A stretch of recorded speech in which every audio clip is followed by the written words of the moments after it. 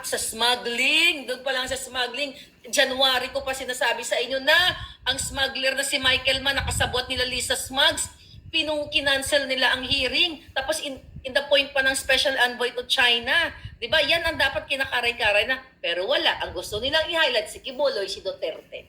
Das gipitin ang mga supporter nila. Ayaw nila mag-file ng case kay Quiboloy kasi wala namang ebidensya na bakod, sabi ni Ma'am Sil. Yun na nga, kung may mga ebidensya sila, solid na evidence, i-file na nilang diretsyo. Kasi sinasayang nila ang pera ng taong bayan dyan sa Senado, yung N-aid of legislation, eklabush nila. Mayroong tamang lugar na parang hablahan o maghabla sa mga taong nagkamali. Si Quiboloy lang ba, kung yan ang kung yung mga pagkakamali na inaakusa sa kanya, siya lang ba ang mayroong ganyang klaseng pag-aakusa sa kanya? Ang dami. The reason why siya talaga ang pupuntaryahin, gusto tayo lahat patahimikin. Imagine nyo ang Kongreso, pati Facebook, YouTube, lahat ayaw nilang magkaroon ng SMNI. Gusto nila i-cancel lahat, na-cancel na nila, di ba, sinuspend na nila. Tapos sabi ng mga buwaka ng inang kongresista, ay hindi, pating Facebook nila, pating YouTube, dapat tanggalin. Nasaan ang demokrasya? Kahit ang mga nasasakdal na kriminal ay mayroon silang karapatan na magsalita. Meron silang karapatang marinig. Itong mga ito, SMNI, lahat ba sila dyan kriminal? Lahat ba sila dyan ay na-convict na? Wala naman na-convict isa sa kanila. Facebook, YouTube, gusto na nilang patahimikin. Imagine niyo kung ganito ang klaseng gobyerno, kung nasaan nagkaroon tayo ng social media platforms, lahat patitigilin nila, lahat isa-shut off nila. It's the same thing with me. Ito, Facebook account, Facebook page, pina-shutdown nila. Like almost 1.1 million subscribers. Again, sabi ko nga, mga palangga, kahit i-shutdown nila, like ako yung Facebook ko, yung bunganga natin, aalpas yan. Dahil gustong marinig ng taong bayan. Nasaan? Gamitin niyo yung utak niyo. Bakit pa-shut off nila? I-shutdown nila, pati Facebook and YouTube ng SMNI. Hindi pa sila nakontento. So, buksan niyo isipan ninyo. This is very Lisa Smugs. Very tambalisa. Gusto nila wala ng kritiko. It's the same thing na panganakot sa akin ng mga yupak na yan, pagtatanim ng mga kaso, haras sa akin, pero hindi ako papatinag.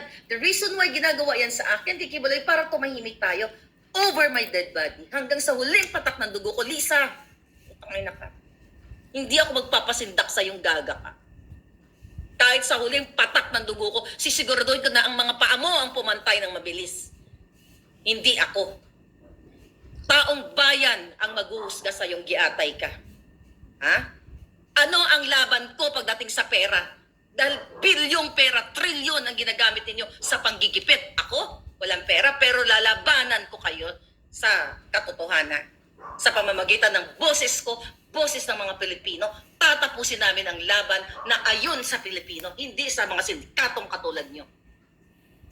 Hindi ko kinakampihan si Quiboloy. Wala akong alam sa kanyang kung ano man ang kanyang mga ginagawa na binabato sa kanya. Pero ang panggigipit ninyo sa isang taong hindi politiko ay isang panggagago, pangbababoy sa karapatan. Sabi ko nga, kung ang kriminal ay may karapatang magsalita, karapatang kumuha ng abogado, si Quiboloy, wala ng karapatan dahil gusto nyo nang litisin. Si Celes, si Lorraine Badoy, gusto nyo nang ikulong forever diyang mga hayop kayo. Pero ang mga abogadong kasabot ni Tambalustos ang tumanggap ng 20 million sa persahang initiative na yan, si milyonaryo sa Robles na yan sa pagpapanalo sa loto, pagnanakaw ng pera ng mga mananaya, absuelto. Kaya, Rapi Tulfo, magkano ang binayad sa'yo ni Lisa?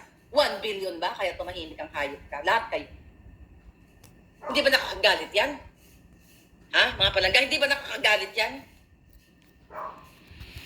Si Quiboloy ba nagnakaw yan? Hindi. Again, hindi ako makampi sa kanya. Wala namang ninakaw yung katulad ni Lisa na nakipagsabuatan sa smuggler, nakipagsabuatan sa Bureau of Customs, nakipagsabuatan sa BIR, nakipagsabuatan sa Okada, Manila. Nandoon ang hayop na yan. May ebidensya tayong hawak dyan na nakipag-mediate yan sa dispute, okay, ng Okada. Lahat gustong pagkakwartahan. Sila ang kalaban ng bayan. Hindi ako, hindi si Quiboloy, hindi si Duterte. Ito ang gobyernong itong manggigipit, nagbabayad ng trolls. Pati mga dugyot, binabayaran. May ebidensya ako? Yes! Ilalabas ko ba ngayon? Hindi, kasi mapapahamak ang nagbigay sa atin kasi nandiyan pa siya sa Pilipinas, baka gurgurin.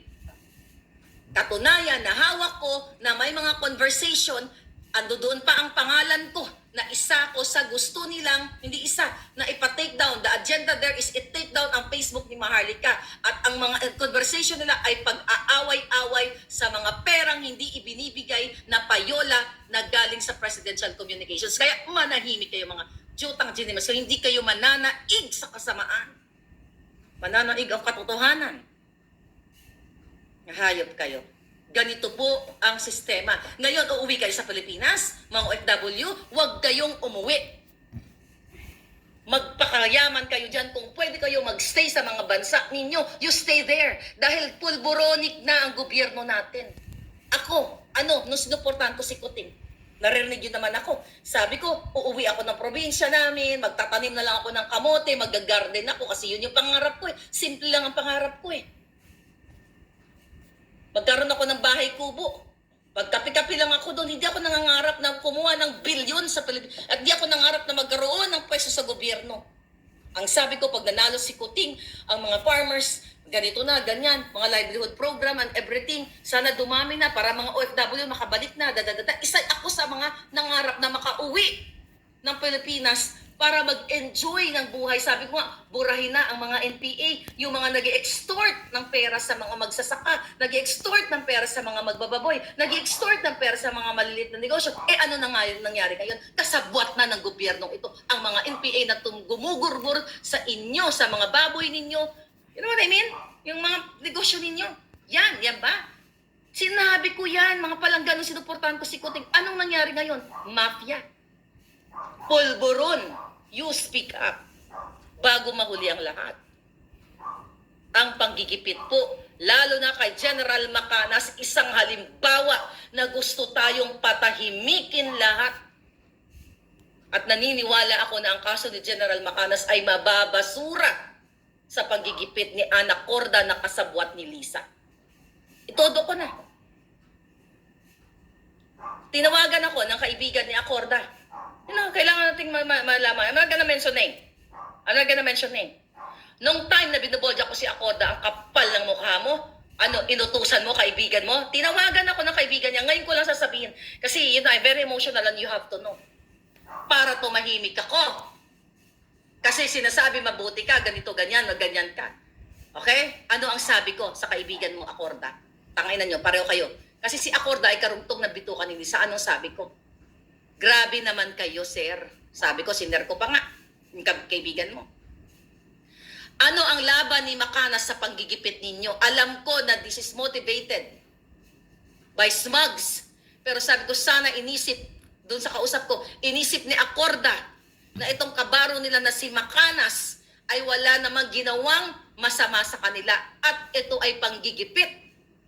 O hayop kayo, akala ninyo ma-repair nyo ako, tanginan ninyo. Akala nyo makuha-kuha nyo ako sa patawag-tawag ninyo. Lalabanan namin kayo hanggang sa uling patak ng dugo ng Pilipino.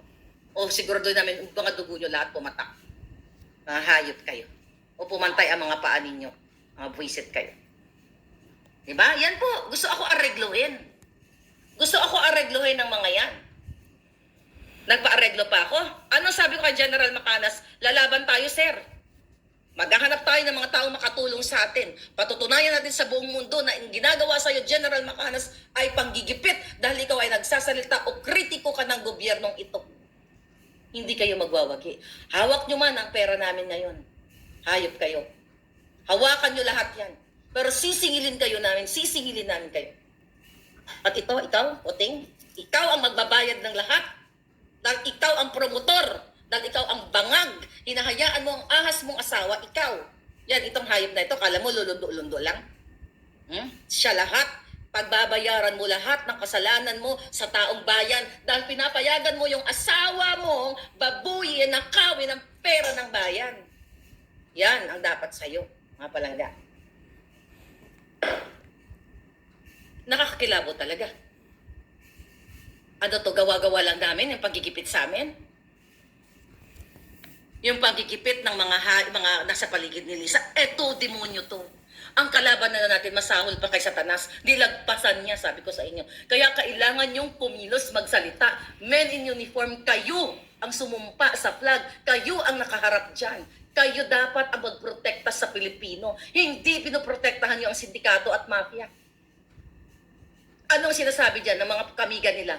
Ay, common na yan. Open book na yan na si Marcos Jr. ay talagang adictos, binidictos sa pulburon. Ganon? Even ang mga kaibigan nilang mga alta, mga negosyante. Nung umuwi ako sa Pilipinas yan, halos lahat sinasabi sa akin na si Kuting ay isang pulburon. Kaya hindi ako makapaniwala eh. Kaming even sa mga closest friends, relatives na pulburonic si Kuting. Eh, kung pwede ko lang i-expose lahat ng mga pangalan na nagsabi sa akin, mga palangga na relatives nila. From Araneta, from Marcos, lahat. Tabalos-los relatives ng mga mga hinayupak na yan.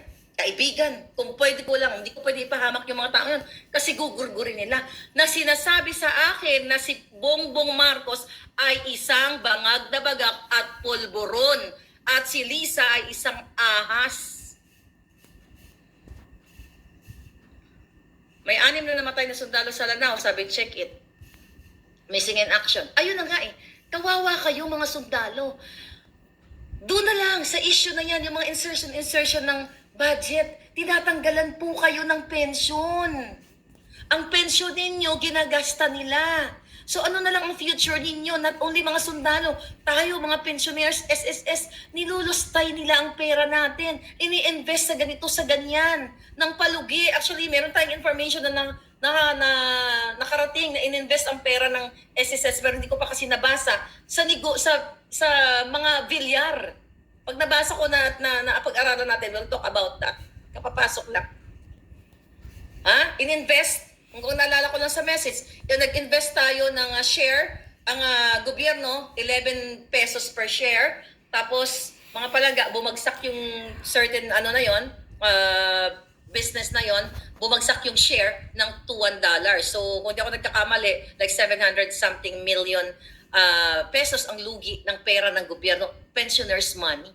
So, eto yung pinanggagalingan natin, yung galit at puot na pinanggagalingan natin. Hindi natin to nararamdaman kasi trip lang natin. Sino ba naman tao magalit ng walang dahilan? Ano ka, buang? Juang lang. You know? Bangag lang ang nagagalit ng walang dahilan. Bakit nagagalit si ahas sa atin? Bakit nagagalit si Tambaluslos? Bakit tayo ginigipit? Walang dahilan. Okay? Walang dahilan na may ginawa tayong mali. Ano bang mali natin? Nagnakaw ba ako? Hindi. Ang dahilan, dahil sa utak nila, tayo ay sumisira sa kanilang discarding pagnanakaw sa kaban ng bayan. Hindi sila, buti sana kung nagagalit sila sa atin dahil si Maharlika ay binandalize ang isang building o isang painting na treasure ng Pilipinas, o si Kibuloy ay ninakaw yung ganito. You know what I mean? Ang galit nila sa mga kritiko, hindi dahil tayo ay sumisira ng lipunan. Ang galit nila dahil tayo ay nakakasira sa kanilang diskarte, dahil dinidisclose natin ang kababuyan, ang mga budo-budo ni Lisa, ang mga orgy-orgy nila, ang mga pulburon-bulburon nila, ang pagnanakaw nila. Yun yung reason, mga kababayan. Kaya sila nagagalit sa atin. Hindi dahil tayo ay gumawa ng kasalanan sa batas. Sila ang gumawa ng katarantaduhan sa atin. Ang pangluloko.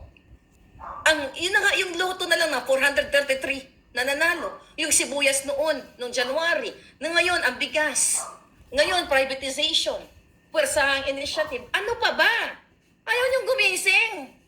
Kailangan pa bang ganun-ganunin ko kayo? Men in uniform? Para kayo gumising? Hindi niyo ba nakikita ang naglilimahid na Pilipino? Ang 1,000 wala nang halos matira.